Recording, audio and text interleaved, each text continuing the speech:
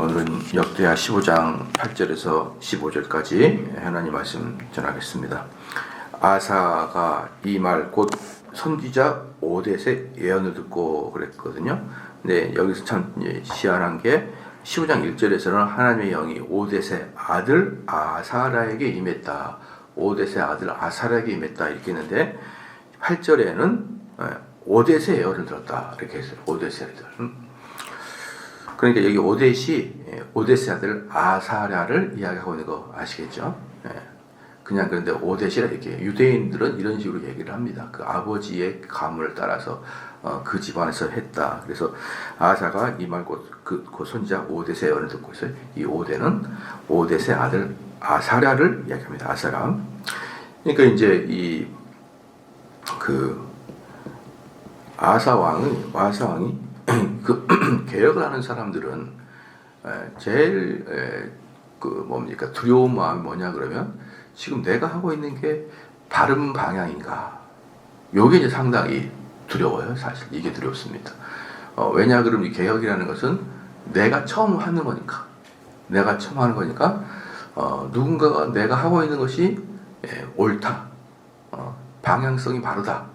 이것을 확신을 주면은 더 열심히 하겠는데 그러지 않으면은 상당히 내가 지금 하고 있는 게 맞나? 특별히 이제 주변에서 반대가 심하고 그 다음에 백성들의 반항들이 거세지기 시작할 때는 야 이건 내가 제대로 하고 있나? 이제 이런 머리가 갸우뚱이 같은 해진다 이 말입니다. 이제 그럴 때였어요.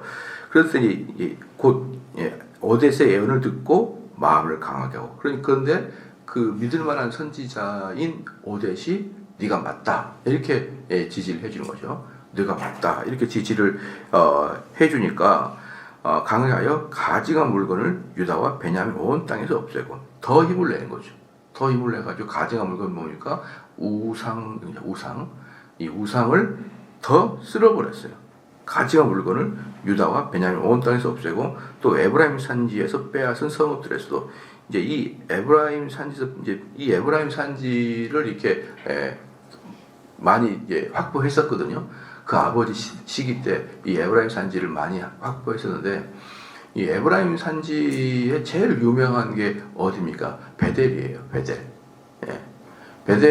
베델을 이곳이 사실은 에브라임 산지의 전통적인 우상 숭배지가 그런 데 있단 말이죠. 그런데 크게 우상 숭배를 했던 데가 이 베델인데 이 베델을 중심으로 해서 이 남유다가 에브라임 지파까지 차지한 에브라임 지파 상당히 많은 부분을 차지하게 됐거든요. 전쟁에서 이겨가지고. 그러니까 에브라임 지파에 여기저기 붙어 있던 그 우상들을 다 또 제거했다. 에브라임 산지에서 빼앗은 성읍들에서도 없애고 또 여호와의 낭실 앞에 있는 여호와의 제단을 재건하고 여기서 재건하다라는 여호와의 낭실 앞에 있다는 것은 뭐냐면 여호와의 낭실 앞에 있다는 거 뭐냐면 솔로몬의 성전을 말해요. 그러니까 예루살렘에 있는 솔로몬의 성전을 말합니다.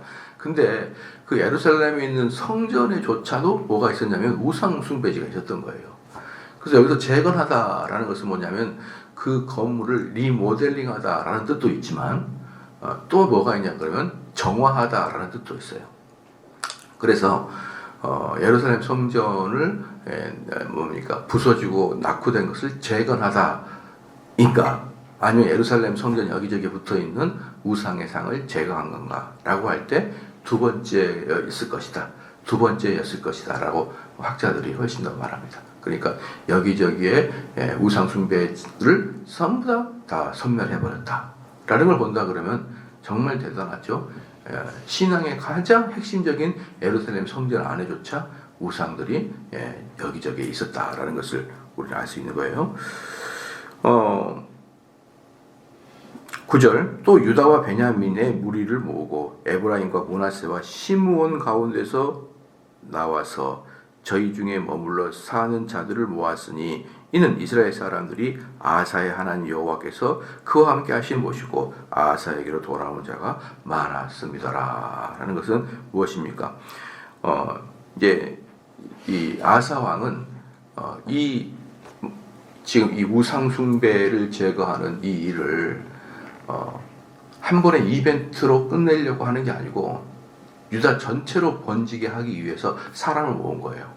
그래서 그 사람을 모았는데 유다와 베냐민 무리를 모으고 그 다음에 이제 북쪽에서 온 사람들이 있었거든요. 에브라임과 이 사람들 북쪽에 있는 사람들이잖아.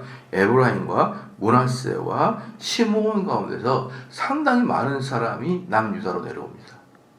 상당히 많은 사람이 남유다로 내려와요. 나와서 저희 중에 머물러 사는 자들을 모았으니 그러니까 남유다의 그 모든 사람을 다 모았다는 게 아니라 모든 지파를 다 모았다. 남유다에 살고 있는 모든 지파의 대표들을 모은 거예요. 대표들을 모아가지고 모았으니 이는 이스라엘 사람들이 아사의 하나님 여호와께서 그와 함께 하실 보고 아사에게 돌아온 것이죠. 그러니까 지금 여기서도 지금 아사 왕은 내가 하고 있는 이 개혁이 하나님이 인정해 준다라는 그 뭡니까 힌트를 두 군데서 얻는 것이죠. 선지자의 힘 있는 어떤 하나님의 말씀의 대언, 너의 결코 손에 힘을 빼지 말고 다리에 힘을 빼지 말고 이 개혁을 완수하라는 선지자의 예언. 그리고 북쪽에서부터 수많은 사람들이 아사왕 당신이 하는 개혁이 옳습니다라고 인정을 해주는 그 많은 피난민, 엄청나게 피난민이 내려온 거예요. 왜냐 그러면 이스라엘은 전통적으로 여호와 하나님을 섬기는 게 아주 습관인데 이 북이스라엘 여로보암 이쪽은 계속 우상을 만드니까 아예 우상을 만드니까 그러니까 내려오는 거냐고. 내려온다고. 누가 봐도 우상이니까. 원래 이스라엘 사람들이 우상 숭배하는 것은 여호와의 이름을 부르면서 여호와가 가르쳐주는 신앙이 아니라 다른 신앙을 할 때가 대부분인데 이때는 북쪽에서는 아예 우상 단지를 세워버리니까 이건 뭔가 분명히 잘못된 것을 보이는 것이죠. 그래가지고 수없이 많은 사람들이 우르르 이렇게 남쪽으로 내려온 걸 보면서 하나님께서는 내가 하고 있는 개혁을 옳다고 인정해 주는구나라고 아사 왕은 큰 힘을 얻습니다. 여기서도 우리 여러분 보면 알겠지만 우리 리더들은 이 두 개 다 잘해야 되는 거예요. 그러니까 이왕의 개혁을 시작했다 그러면은 그 개혁을 끌고 갈 사람들을 다수로 어때요? 조직을 해가지고 이게 전국적으로 이 일이 진행되고 그 중간에 끝나지 않도록 아사 왕이 한 번에 싹 제거해서 또 전쟁에 이겨서 기뻐서 즐거워하는 걸로 끝나지 않고 곧바로 사람을 세우는 거예요. 유다 지파 대표 수십 명, 수백 명, 수천 명이 왔겠죠. 유다 지파, 베냐민 지파, 그다음에 북쪽에서 온 사람들의 지파들을 모아서 한 곳에서 잔치를 벌이면서 이제 우리는 이 종교의 개혁을 더 추진을 해야 된다라고 이제 하는 것이고요. 그렇게 할 때 많은 사람들이 이 하나님 말씀을 듣고자 오는 것입니다. 오는 거예요. 그래서 우리 자꾸 한국 어제도 제가 좀 설교를 말씀했지만 한국 교회는 언제부턴가 병이 드는데 그 병이 뭐냐면은 작은 숫자에 만족한다. 자꾸 이런 병이 드는 거예요. 예. 추수할 것은 많으나 추수한 일꾼이 적다고 하신 우리 주님의 말씀을 듣는지 안 듣는지 모르겠어요. 그냥 추수 몇 개 해놓고 나는 소소한 일거리로 만족해. 나는 욕망이 없어. 나는 욕심이 없는 자야. 이런 식으로 이야기하는 사람들이 어마어마하게 한국 교회에 많습니다, 여러분. 어마어마하게 많아요. 그러니까 이것이 옛날에 무엇에 대한 반정입니까? 대형 교회를 이뤘다가 대형 교회 안에서 여러 가지 비리들이 발견됐거든요. 그것에 대한 반작용으로 이제는 대형 교회가 아니라 작은 교회가 답이다. 작은 교회가 선하다. 이런 식의 너무 초등학생적 사고. 대형 교회가 문제니까 소형 교회로 간다. 이 너무 초등학생과 같은 이 아이디어로 한국 교회가 상당히 지금 많은 소형 교회화를 추구하고 있으면서 교회가 작기 때문에 나는 참 순수하다 이런 식의 반응을 막 사람들이 퍼뜨려요. 그 결과가 뭡니까? 그 결과가 전도도 안 해요. 그 결과가 많은 교회가 미자립이에요. 지금 한국 교회에서요. 많게 잡으면 70%가 미자립입니다. 70%가 50명 미만이에요.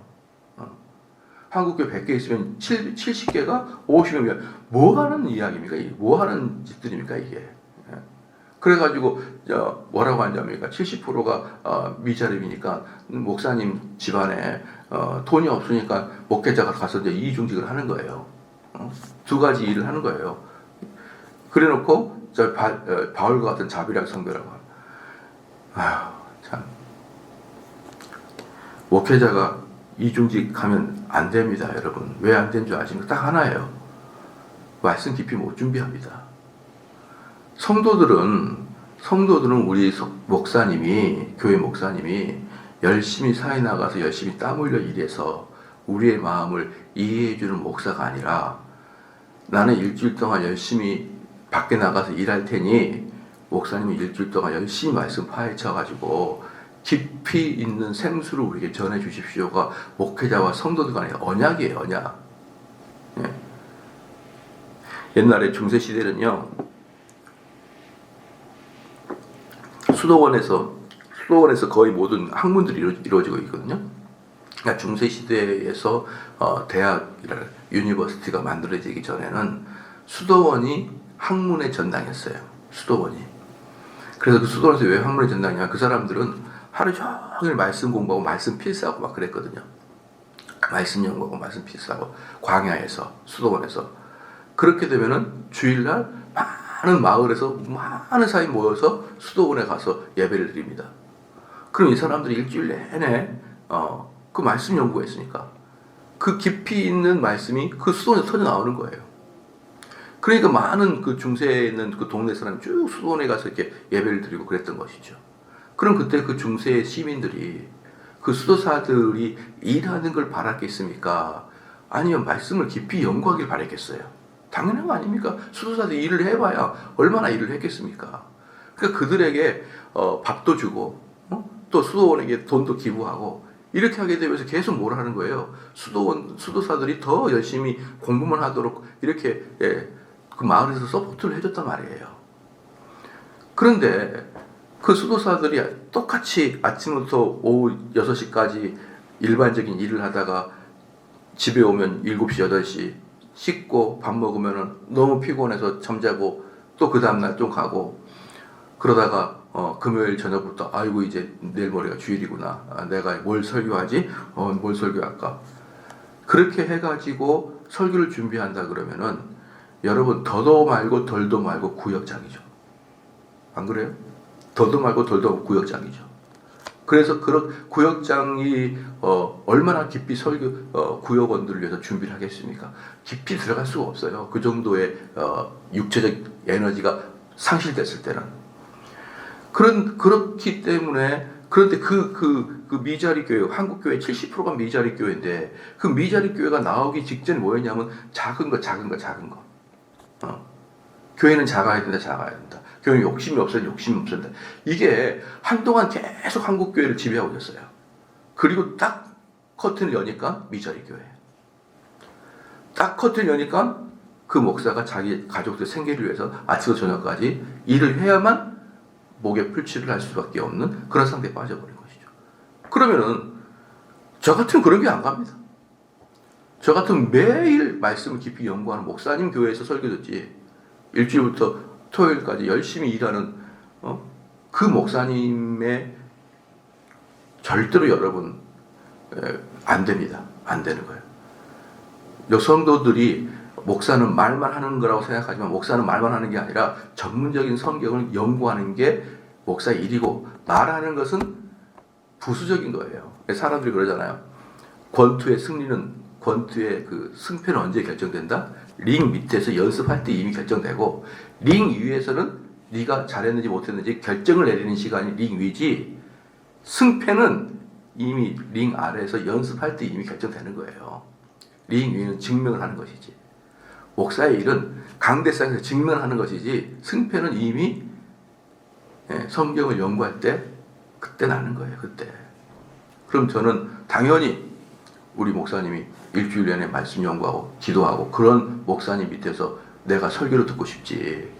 일주일 동안 열심히 사회생활 했던 목사님 그리고 그 깊이가 그렇게 별로 없는 목사님 교회에서 듣고 싶은 생각은 별로 없는 거예요. 여러분 이게 다 뭐였다는 것이죠? 작은 것을 추격하다가 나중에 결국은 진짜 작아져서 도저히 교회만으로는 목사의 생계가 유지가 되지 않으니까 일을 해야 되는 악순환이 시작됩니다. 악순환이. 그래서 제가 악한 사람들이 그렇게 꾸몄다는 거예요. 악한 사람들이 한국 교회에 이미 20년 전부터 또는 30년 전부터 뭐 어떤 뭐 저기 여의도에 있는 무슨 교회, 강남에 있는 무슨 교회, 막 이런 것들이 PD 수첩에 나오고 PD가 나오고 막 이렇게 하면서 나는 저런 식으로 욕망을 가지지 말아야지 하는 젊은 목사들이 계속적으로 소소한 거 이렇게 하다가 결국은 여기 이보야까지 온 겁니다. 근데 여기서 아사왕 어떻습니까? 이왕 개혁을 딱 끄집어내자 어때요? 전국적으로 딱 지파별로 조직을 정해버려요. 조직을 정한 다음에 그 조직원들이 끝까지 이 종교개혁의 불을 끄지 않게 하기 위해서 전부 다 모아서 잔치를 크게 예루살렘에서 벌이고 있는 것입니다. 예루살렘에 보십시다. 그래서 10절 말씀에 아사왕 제15년 셋째 달에 그들이 예루살렘에 모이고 이 와사왕 제15년째거든요. 근데 분명히 성경에는 뭐라고 했냐면 아사왕 10년 때까지는 전쟁이 없었다 그랬어요. 10년 때까지는 전쟁이 없었다라는 건 뭐냐면 아사왕 11년째 전쟁이 있었다라는 뜻이에요. 아시겠죠? 아사왕 11년째 전쟁이 있었다.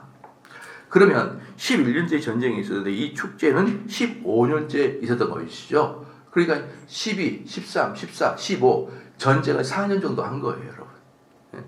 아사왕 10년 때까지는 평안이 유지되더라 그렇지 않습니까?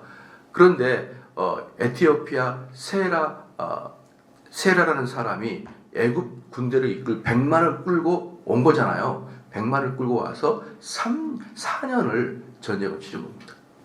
자, 이렇게 왜 이렇게 시간이 오래 걸렸냐 그러면 그 100만 대군은 빨리 무찔렀는데 그 다음에 이 아사왕이 이 세라 군대, 즉 애국 군대를 지지했던 그 성들을 하나씩 어때요? 격파했던 거예요. 본 진영, 100만 명 진영은 무너뜨렸어요. 그런 다음에 그 진영들을 지지했던 성들, 특별히 지난번에 봤던 블레셋의 여러 가지 가드 같은 성들을 하나씩 침입하면서 어때요? 그 성들을 모조리 빼앗고 성에 있는 모든 그 귀한 물건을 다 약탈하는 그 과정 전체가 뭐예요? 4년 정도 걸렸다. 그 정도의 시간이 걸린 다음에 다 이제 평정을 하고 나서 15년째 어땠습니까? 잔치를 크게 벌입니다. 그래서 이제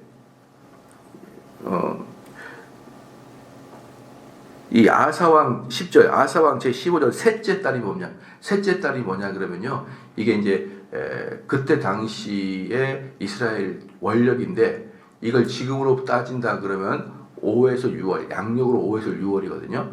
양력이 5에서 6월인데 양력이 5에서 6월 달, 여러분 이때 이스라엘의 축제가 뭡니까? 혹시 기억나십니까? 양력으로 5에서 6월 달 이스라엘 축제가 뭘까요? 77절이잖아요. 77. 제가 옛날에 오순절, 맥추절 설교할 때 우리나라는 7월 달에 하는데 이스라엘은 5, 6월 달 사이에 한다고 제가 말씀드렸잖아요. 그래서 5월 30일 정도 이때가 참 맥추절을 하기가 좋다 제가 설교했을 거 기억날 거예요. 그런데 이때가 바로 맥추절 또는 77절 또는 오순절이에요. 이 세 개는 똑같은 단어입니다. 77절, 오순절, 맥추절. 이건 똑같은 단어예요. 그러니까 지금 이 맥추절은 어떤 거랑 똑같냐 그러면요, 여러분 우리나라로 말한다 그러면 추석과 똑같은 거예요. 추석과. 그러니까 지금 아사왕은 승전보를 올린 다음에 어때요? 추석과 같은 명절에 전국에 있는 각 지파의 대표단들을 다 예루살렘에 부른 거예요. 전국에 있는 대표단들을 예루살렘 전부 다 불러가지고 그 77절 어떻습니까? 추석과 같은 날이니까 얼마나 먹을 게 많고 풍요로울까요? 다 모아서 엄청난 잔치를 베풉니다. 11절에 그날에 노력하여 온 물건 중에서 소 700마리와 양 7,000마리로 여호와께 제사를 지내고, 그날에 노력했던 여러 곳에 가가지고 전부 다 좋은 소, 좋은 양들 다 모아가지고 어떻습니까? 700마리, 소 700마리와 양 7,000마리 여호와께 제사를 지내고 또 마음을 다하고 목숨을 다하여 조상들의 하나님 여호와를 찾기로 하냐. 이는 보통 소 700마리 그 다음에 양 7,000마리 제사 드리잖아요. 그럼 다 불러 꼬슬린 게 아니라 이 중에서 상당 부분은 어떻습니까? 그들의 화목제, 성도들끼리 교제하는데 이 고기가 사용되는 거예요. 번제 같은 경우는 다 태워서 드리지만 화목제는 그 번제가 끝난 다음에 모든 성도들이 고기를 먹는 것이죠. 그러니까 이렇게 많이 고기를 태우는 곳에 엄청난 많은 사람이 있었다는 뜻이기도 합니다. 그래서 그렇게 크게 지내고 12절에 또 마음을 다하고 목숨을 다하여 조상을 하나님 여호와를 찾기로 언약하고. 그냥 여기서도 보면은 지금 이 아사 왕은 어떻습니까? 77절을 맞이해서 온 그 남유다에 있는 각 지파의 대표단들을 많이 불렀어요. 많이 부른 다음에 엄청난 소와 엄청난 양을 하나님께 제사를 드리면서 그것으로 향응을 제공했단 말입니다. 그래서 우리가 분명히 볼 때는 뭐냐면 교회 같은 것도요. 이제 우리가 이번에도 부산 교회 발대식을 했고 또 그 다음에 전도교회 이제 발대식도 했는데 이런 것들은 확실하게 사람들에게 인식되는 잔치처럼 해야 되는 거예요. 잔치처럼. 자, 오늘부터 우리가 이제 이런 거 할 것이다 라는 분명한 인식을 가진 잔치처럼, 그래서 사람들이 즐겁게, 사람들이 시작이 됐다라는 분명한 인식이 갖도록 그렇게 하는 겁니다. 그래서 아사 왕도 엄청난 거의 솔로몬 시대 이후에 최고의 제사를 드리면서 모든 백성들을 모아서 즐겁게 그 잔치를 벌입니다. 보십시오. 12절에 또 마음을 다하고 목숨을 다하여 조상들의 하나님 여호와를 찾기로 언약하고. 그러니까 어떻습니까? 그 날을 분위기를 봐보십시오. 4년 동안의 모든 전쟁을 끝내고 4년의 모든 전쟁을 끝내고 승승장구해서 들어왔고, 그 다음에 들어올 때 선지자의 말에 의해서 개혁을 더 해라. 네가 지금까지 했던 개혁이 맞다 라고 인정을 받고, 그렇지 않습니까? 그 다음에 이 아사왕의 열심을 가지고 북쪽에 있는 이스라엘 사람들이 남쪽으로 피난 오면서 많은 사람이 부흥 발전하는 그 순간에 예루살렘의 전체가 모여서 며칠 동안을 제사를 드리고 며칠 동안을 축제를 벌이면서 여러분 기쁨을 나누는 거잖아요. 기쁨을 나누는 거잖아요. 영어에 보면 카니발이 없으면 카니발. 카니발이 뭐냐면요.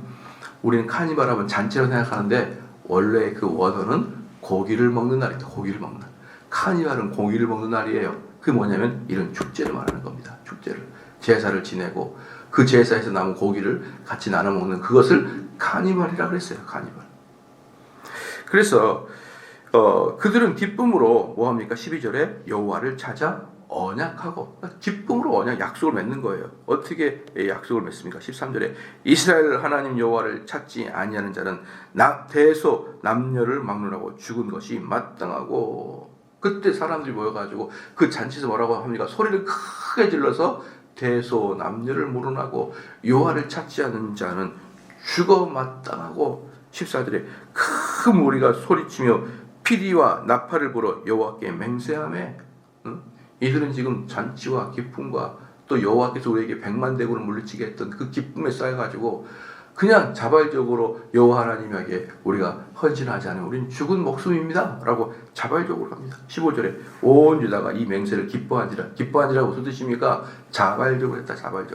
자발적으로 했다. 무리가 마음을 다하여 맹세하고 뜻을 다하여 여호와를 찾았으므로, 이 구절을 예수님께서 마음을 다하고 뜻을 다하여 이렇게 예수님도 그대로 워딩 자체를 사용하셨던 것을 여러분 알고 있습니다. 여호와를 찾았으므로 여호와께서 그들을 만나주시고 그들의 사방에 평안을 주셨더라라는 것이죠.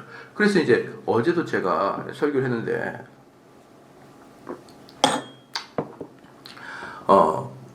목사님, 저는 신앙생활 오래 해도 마음이 불안합니다.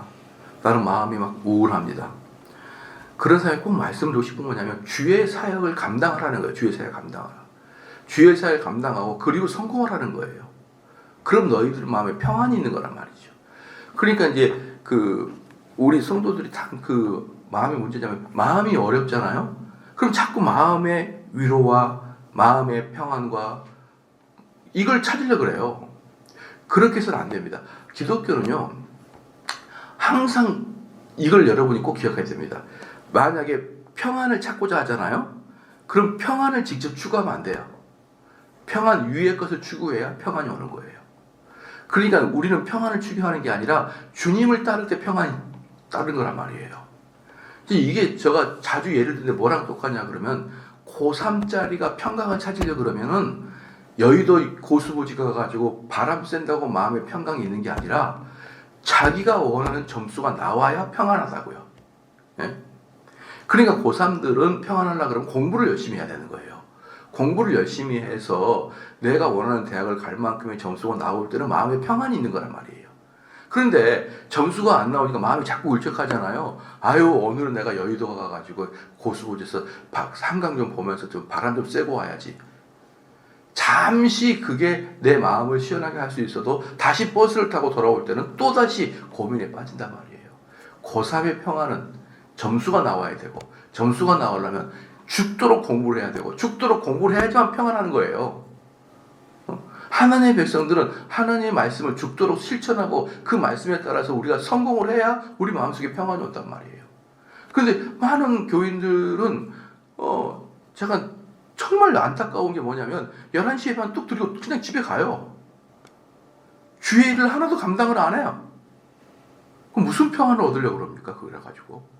무슨 교회가 대학 입시 학원도 아니고, 대학 입시 학원들이야 전부 다 공무원 공부 학원들이야. 공부하고 가서 집에서 혼자 공부하면 되지만, 무슨 성경이 대학 입시입니까? 공무원 시입니까? 이 성경은 여러분이 배운 바를 다 같이 배우잖아요. 개똥이도 소똥이도 다 같이 배우잖아요. 그럼 이 사람들이 배운 다음에 이제 여기서 실천해야 될 거 아니에요. 교회 안에서.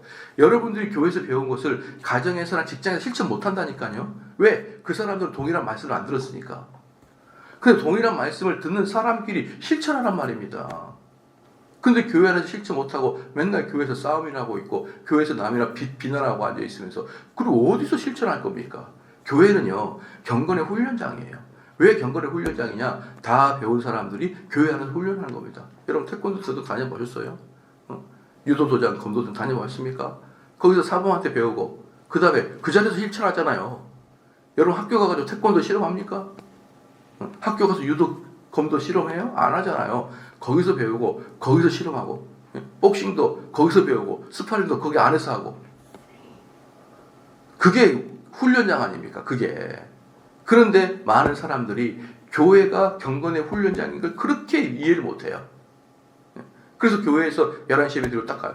만약에 여러분들이 태권도장 간다. 사범님이 태극 일장 가르치고, 야, 앞차기 뒤차기 몇 번 가르친 다음에 집에 들고 가요. 아, 다 배웠다. 난 사범한테 다 배웠으니까. 진짜 중요한 건 뭡니까? 그 다음에 끝나고 탁 대련하잖아. 대련 쭉 쳐가지고. 그게 이제 자기가 배운 바를 연습해 보는 건데, 교회에서 그렇게 그 학원처럼 다닌 사람이 너무 많아요. 제가 그렇게 설교를 해도, 심지어는 그렇게 설교를 해도, 더 안 해야지? 막 이런 마음을 갖고 또 11시가 되면, 옛날에는 빨리 갔는데 이제는 신속히 나가는 거죠. 목사님이 자꾸 남아서 교인들과 교제하고 식사하고 경건에 훈련하니까, 옛날에는 천천히 걸었는데 이제는 신속하게 막 나가는 거예요.